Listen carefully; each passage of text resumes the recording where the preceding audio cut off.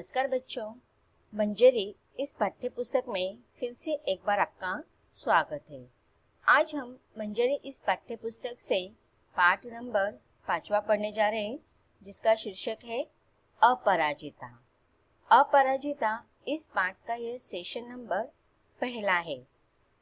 इस पाठ का शीर्षक जो दिया गया है उस पर हम थोड़ा ध्यान देंगे। अपराजिता, अपराजिता का अर्थ क्या होता है? पराजित होना मतलब जीतना, और अपराजित मतलब कभी भी नहीं हारना या कभी भी हार न होना, उसे हम अपराजिता कहते हैं। अपराजिता इस पाठ की जो लेखिका हैं गौरा पंत अर्थात शिवानी, इनका संक्षिप्त परिचय सबसे पहले हम देखेंगे और उसके बाद हम अपराजिता इस पाठ की शुरुआत करेंगे। अपराजिता इस पाठ की लेखिका है शिवानी। शिवानी ये इनका उपनाम है, इनका वास्तविक नाम गौरा पंत है। ये जो लेखिका शिवानी, इनका संक्षिप्त परिचय दिया है आपके पाठ्य पुस्तक के नीचे ही दिया है। गौरा पंत शिवानी हिंदी की लोकप्रिय कथा लेखिका है। इनका जन्म सन 1924 को राजकोट गुजरात में हुआ था। लेखिका की प्रारंभिक शिक्षा शांति निकेतन में हुई। कोलकाता विश्वविद्यालय से इन्होंने सम्मान सहित बीए ऑनर्स उत्तीर्ण किया। इनकी संगीत के प्रति विशेष अभिरुचि रही। इन्हें जीवन में अनेक पुरस्कार प्राप्त हुए हैं, जिनमें पद्मश्री पुरस्कार प्रमुख है। कृष्णकली, 14 फेरे, पाताल भैरवी, श्मशान चंपा, फैजा, यात्रिक आदि आपकी प्रसिद्ध रचनाएं हैं। सन 2003 में लेखिका शिवानी इनका देहावसान हो गया। तो बच्चों, यहाँ पर लेखिका का संक्षिप्त परिचय हमने जान लिया है। अब हम पाठ की तरफ बढ़ते हैं। तो बच्चों, आज हम पाठ नंबर 5वां पढ़ने जा रहे हैं, जिसका शीर्षक है अपराजिता। पाठ के शुरुआत में हमें संक्षिप्त सारांश यहाँ पर दिया है। प्रस्तुत पाठ में लेखिका शिवानी इन्होंने एक विकलांग लड़की के अदम्य साहस एवं विलक्षण प्रतिभा का वर्णन करते हुए स्पष्ट किया है कि व्यक्ति दृढ़ इच्छा शक्ति से विपरीत परिस्थितियों में भी अपना लक्ष्य प्राप्त कर सकता है। तो देखिए बच्चों, यह हमारे पाठ का सारांश भी है और संदेश भी है कि इस पाठ से हमें लेखिका क्या संदेश देना चाहते हैं कि हमारे अंदर अगर दृढ़ इच्छा शक्ति हो तो कितनी भी कठिन परिस्थितियां हो, विपरीत परिस्थितियां हो, उन विपरीत परिस्थितियों में भी हम अपने दृढ़ इच्छा शक्ति के बलबूते पर अपने लक्ष्य को हम प्राप्त कर सकते हैं। तो चलिए हम अब पाठ की शुरुआत करते हैं। कभी कभी अचानक ही विधाता हमें ऐसे विलक्षण व्यक्तित्व से मिला देता है जिसे देख स्वयं अपने जीवन की रिक्तता बहुत छोटी लगने लगती है। हमें तब लगता है कि भले ही उस अंतर्यामी, अंतर्यामी का अर्थ होता है ईश्वर, उस अंतर्यामी ने हमें जीवन में कभी अकस्मात अकारण ही दंडित कर दिया हो, किंतु हमारे किसी अंग को हमसे विच्छिन्न कर हमें उससे वंचित तो नहीं किया। विच्छिन्न करना मतलब अलग करना, अलग होना। अब देखिए यहाँ पर लेखिका क्या कहते हैं कि कभी कभी हम क्या करते हैं, विधाता, विधाता मतलब ईश्वर, भगवान की अचानक से ईश्वर जो होते हैं हमें ऐसे अद्भुत विलक्षण, विलक्षण का अर्थ हम यहाँ पर अद्भुत लेंगे कि अद्भुत व्यक्तित्व से मिला देते हैं। तो ये व्यक्तित्व का अर्थ क्या है कि किसी ऐसे अद्भुत व्यक्ति से हमें मिला देते हैं कि उन्हें देखकर हमें हमारे जीवन की जो दुख होती है, हमारे जीवन की जो कमजोरियां होती है या जो हमारे पास नहीं है, इसका जो सलग हमारे मन में होता है, यह रिक्तता हमारे जीवन के उस अद्भुत व्यक्तित्व के सामने यह हमें बहुत ही छोटी अर्थात कम लगने लगते हैं कि हमारी समस्याएं उन व्यक्तित्व के सामने हमें बहुत छोटी या कम महसूस होती है। हमें तब लगता है कि भले ही अंतर्यामी ने हमें जीवन में कभी अकस्मात अकारण ही दंडित किया हो। हम देखिए हमेशा कोसते रहते हैं हमारे नसीब को, या हम ईश्वर को दोष देते रहते कि हे ईश्वर, आपने हमारा जीवन ऐसा क्यों बनाया कि कभी हमें कुछ सुख सुविधाएं नहीं दी, हमें हमेशा दुख दर्द दिया है, या कोई ना कोई ऐसे अकारण समस्या हमारे जीवन में आते रहते हैं। तो हम ईश्वर को हम कोसते रहते हैं। लेकिन जब कभी कभी ऐसे हमसे भी ज्यादा दुख दर्द वाले लोगों को हम देखते हैं, तो उस समय हम कहते हैं ईश्वर से कि नहीं, आपने हमें अकारण दंडित नहीं किया है, तो हमें हमारे वो दुख दर्द या जो भी हमारी समस्याएं होंगी, हमारी संकट होंगे, वो हमें कम लगने लगते हैं। और यहाँ पर लेखिका बता रही कि किंतु हमारे किसी अंग को हमसे विच्छिन्न कर हमें उससे वंचित तो नहीं किया। अब देखिए यहाँ पर किसी एक अंग को विच्छिन्न करता, अर्थात यहाँ पर लेखिका का कहने का तात्पर्य है कि हम जीवन में कुछ भी हासिल कर सकते हैं। अगर बहुत सारी समस्याएं, संकट, हर दुख हर व्यक्ति के जीवन में आते रहते हैं, लेकिन अगर हमारा शरीर तंदुरुस्त हो, हमारा शरीर का हर एक अंग ठीक ठाक अच्छा हो, हेल्थ, हमारा आरोग्य अच्छा होगा, तो हम आए हुए हर दुख का हम डटकर सामना कर सकते हैं। तो यहाँ उस समय हम ईश्वर से क्या कहते हैं, उनको थैंक्स बोलते हैं, उनको धन्यवाद देते हैं कि आपने हमारे शरीर के किसी भी अंग को हमसे अलग नहीं करवाया है। वंचित होना का अर्थ हमें यहाँ पर यही लेना है। फिर भी हम में से कौन ऐसा मानव है जो अपने विपत्ति के कठिन क्षणों में विधाताओं को दोषी नहीं ठहराता। अब देखिए मनुष्य के जीवन में सुख आता है तब वो ईश्वर को कभी धन्यवाद नहीं कहते, लेकिन विपत्ति संकट आते हैं, कोई समस्या आते हैं, तो हम क्या कर देते हैं, ईश्वर को दोषी ठहराते हैं या नसीब को हम दोष देते रहते हैं। मैंने अभी पिछले ही महीने एक ऐसे अभिशप्त काया देखी। अभिशप्त का अर्थ होता है कि श्राप से ग्रस्त, जिसे श्राप दिया जाता है। हम कहते कि अब अगर बहुत सारे लोग होते कि जो बहुत गरीब होते, तो वो कहते कि हम गरीब इस श्राप से अभिशप्त है या उससे हम ग्रस्त है।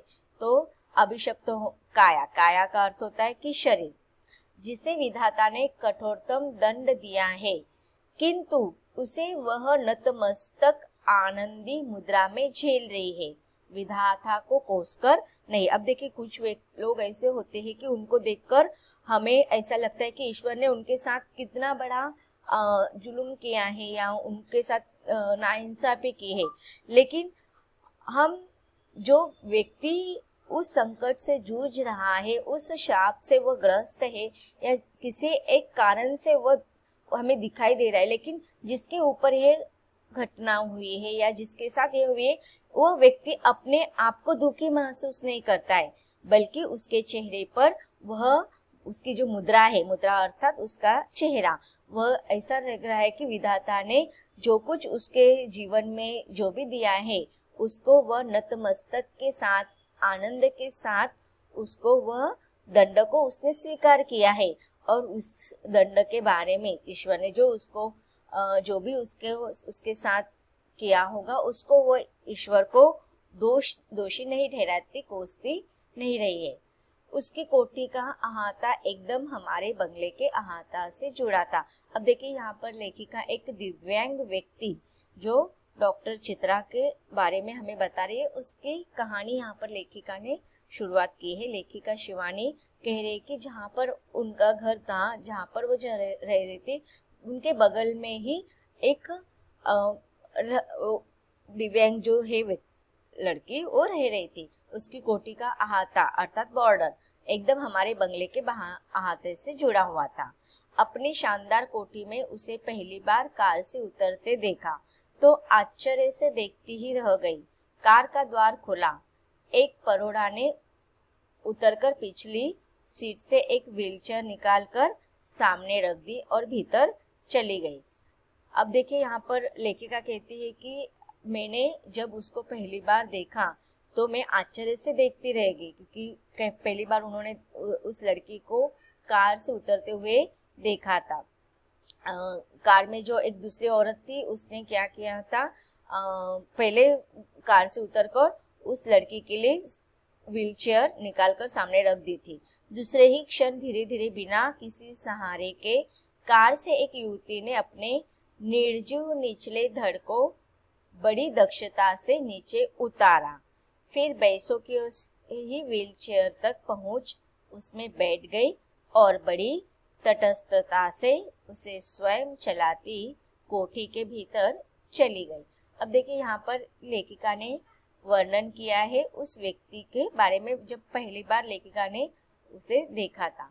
अब हमें पता चल रहा है कि वो जो युवती जो है कार से निकली हुई थी, व्हीलचेयर पर आकर बैठी थी, उस युवती का जो शरीर था, उसका शरीर का निचला जो भाग था वह पूरा ही निर्जीव हो चुका था। उसमें किसी भी प्रकार के सजीव हलचल नहीं थी। जैसे कि अब देखिए हमारे शरीर के प्रत्येक अवयव में हमें हलचल दिखाई देती है। हमारे आंखों में, हमारे नाक में हम सांस लेते हैं, हमारे कान में हम सुनते हैं, हमारे हाथ हम इधर उधर करते हैं, तो हमारे पैर हम चलते हैं। मतलब हम स्वयं अपने शरीर के प्रत्येक अंग को हिला सकते हैं, उसमें सजीवता दिखाई देती है। लेकिन उस युवती के शरीर का आधा जो हिस्सा था शरीर का वह निर्जीव था। तो उस निर्जीव आधे धड़ को उसने बड़े ही तटस्थता के साथ, दक्षता के साथ नीचे उतारा। बैसों के सहारा लेकर वह युवती व्हीलचेयर पर अपने आप बिना किसी के सहारा लिए, बिना किसी का हेल्प लिए वहां पर आकर वह व्हीलचेयर पर बैठ जाती है और बड़े ही तटस्थता से वह स्वयं अपने घर के अंदर चली जाती है।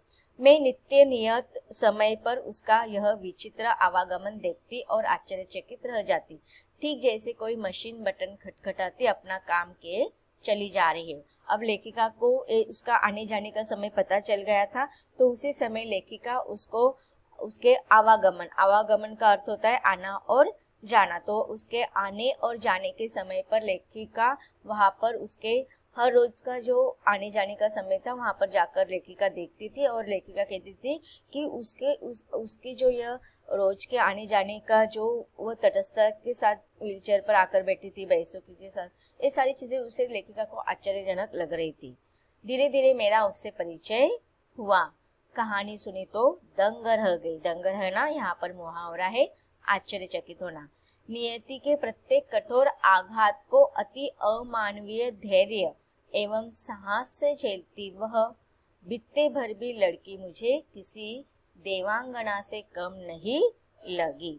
अब देखिए यहाँ पर लेखिका ने कहा है कि नीति के प्रत्येक कठोर आघात को, कि हम कहते हैं कि नसीब हमें हर क्षण कोई ना कोई आघात देता रहता है, तो ऐसे अमानवीय आघात को उसने बड़े ही धैर्यता से साहसपूर्ण अपने जीवन में स्वीकार किया था और उस धैर्य और साहस से झेलते हुए उस लड़की को लेखिका क्या कह रहे हैं कि देवांगना अर्थात उसे हम अप्सरा या परी कह सकते हैं। तो लेखिका को वह किसी अप्सरा या परी से भी कम महसूस नहीं हुई। लेखिका कहती कि मैं चाहती हूँ कि मेरी पंक्तियों को उदास आंखों वाला वह गोरा उजले वस्त्रों से सुसज्जित लखनऊ का मेधावी युवक भी पढ़े, जिसे मैंने कुछ माह पूर्व अपनी बहन के यहाँ देखा था। अब देखिए यहाँ पर लेखिका उस युवती की तुलना एक और अन्य व्यक्ति से कर रहे। एक सज्जन व्यक्ति है जिसके जीवन में भी कुछ दुख दर्द रहा होगा, लेकिन उस युवती से बहुत ही कम रहा होगा, लेकिन उस युवक को अपना वह दुख बड़ा लग रहा होगा। इसलिए लेखिका कहती है कि उस गोरे उजले सज्जित लखनऊ में जो उनको एक मेधावी युवक मिला था, उसको लेखिका चाहती कि यह अभी जो लेखिका ने जो लेख लिखा है वो उसे पढ़े। क्यों पढ़े? क्योंकि वह IAS की परीक्षा देने इलाहाबाद गया। लौटते समय किसी स्टेशन पर चाय लेने उत्तरा की गाड़ी चल पड़ी। चलती ट्रेन में हाथ के कुल्हड़ सहित चढ़ने के प्रयास में गिरा और पहिए के नीचे हाथ पड़ गया। प्राण तो बच गए पर बाया हाथ चला गया। वह विच्छिन्न भुजा के साथ साथ मानसिक संतुलन भी खो बैठा।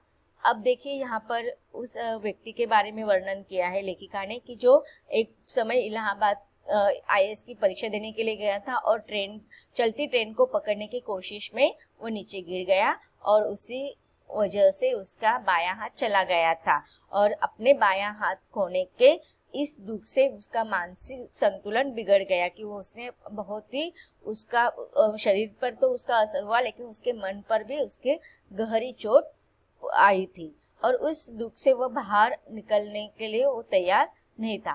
पहले दुख भुलाने के लिए नशे की गोलियां खाने लगा और अब नूर मंजिल की शरण गई है। केवल एक हाथ खोकर ही उसने हथियार डाल दिए। अब देखिए उसके पास एक हाथ नहीं था। अब देखिए उसका कारण भी वही था। कभी कभी हम भी जल्दबाजी में बहुत सारी ऐसे संकटों को हम आमंत्रित करते हैं। अब ट्रेन पर हमेशा हम जाते हैं, पटरी पर हमें सुनाई देते हैं, ट्रेन पर लिखे भी होते हैं, बहुत जगह पर ऐसे होते हैं कि आप लोगों को चलती ट्रेन नहीं पकड़ना चाहिए, चलती ट्रेन से हमें उतरना भी नहीं चाहिए, दुर्घटना घटी तो बहुत सारे ऐसे मतलब होते, तो हमें ये सारी चीजें बताई जाती है, लेकिन हम उनका अनुसरण नहीं करते हैं और जल्दबाजी में हम अपने ही जीवन में ऐसे संकटों को बुला लेते हैं। तो उस व्यक्ति ने भी वैसा ही किया था, लेकिन अब वो जो उसका शरीर का एक हाथ टूट गया था, खो दिया था, लेकिन एक हाथ खोने पर ही उसने अपने जीवन को निराश बना दिया था। वह बहुत ही दुखी हो गया था। इधर चंद्रा जिसका निचला धड़ है निष्प्राण मांसपिंड मात्र, लेकिन वो कैसे रहते। अब देखिए उस युवक का सिर्फ एक ही हाथ नहीं था, लेकिन उसके विपरीत देखा जाए तो चंद्रा का शरीर का निचला पूरा धड़ ही निष्प्राण था। वह केवल मांसपिंड की तरह ही था, लेकिन फिर भी वह चंद्रा कैसी थी, सदा उत्फुल्ल, सदा उत्साही, चेहरे पर विषाद की एक भी रेखा नहीं थी। उत्फुल्ल मतलब हमेशा प्रसन्न रहने वाली, और विषाद मतलब दुख या उदासी का एक भी कभी निशान उसके चेहरे पर नहीं दिखाई देता था। बुद्धिप्त आंखों में अदम्य उत्साह, प्रलभित प्रतिक्षण, भरपूर उत्कट जिजीविषा और फिर कैसी कैसी महत्वाकांक्षाएं कि इतना बड़ा उसका दुख था, फिर भी कभी भी वह अपने जीवन से हारी हुई नहीं दिखाई देती थी। एक अदम्य उत्साह उसके अंदर भरा हुआ था और जीवन के प्रति, जीवन जीने की इच्छा और बड़े बड़े महत्वाकांक्षा उसके व्यक्तित्व में दिखाई दे रहा था। तो बच्चों, आज हमने इस सेशन में क्या पढ़ा? एक दिव्यांग लड़की के अदम्य साहस एवं विलक्षण प्रतिभा का वर्णन यहाँ पर लेखिका ने हमसे करवाया है। अब उस दिव्यांग लड़की के बारे में हमें और भी विस्तार से पढ़ना है, लेकिन उसकी जानकारी हम अगले सेशन में जानेंगे। धन्यवाद।